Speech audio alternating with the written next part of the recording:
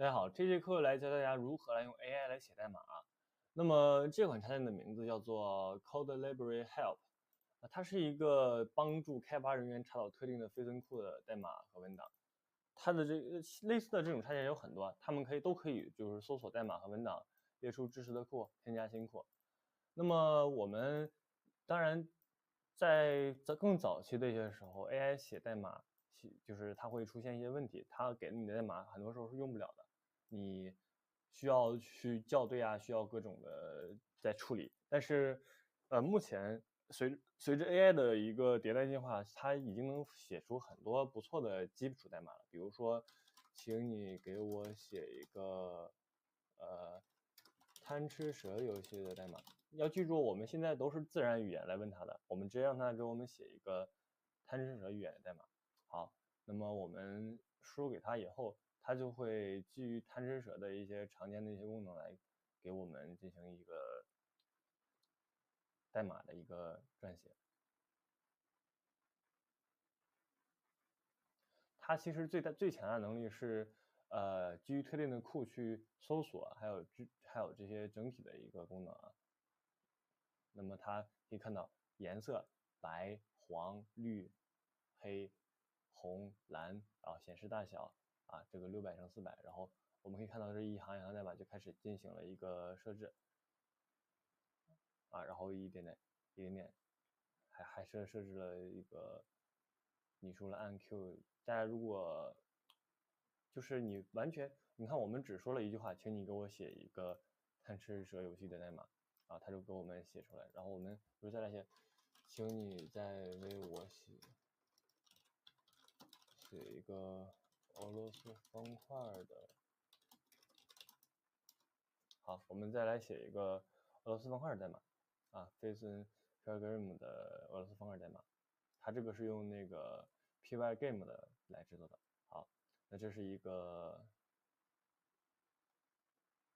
俄罗斯方块的这么一个那个什么，现在开始设定方块的形状，然后创建屏幕，然后设置游戏的循环啊，然后方块加落，这开始编写的方块加落啊，事件处理啊，然后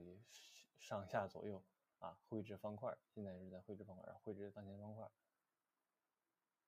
啊，然后检查方块是否到达底部。我们可以看到它这在里面写这些代码的完整过程，你可以看到它其实是调用的很多的库，然后我们直接等它写完，我们看上一个啊，就是你可以在这里面看到完整代码，然后点击这里复制就可以了，复制你就可以把代码复制到你的上面使用。那举个例子，如果你不知道怎么用呢，如果假如说你没有任何的计算机基础，那我不知道如何使用这些代码，我现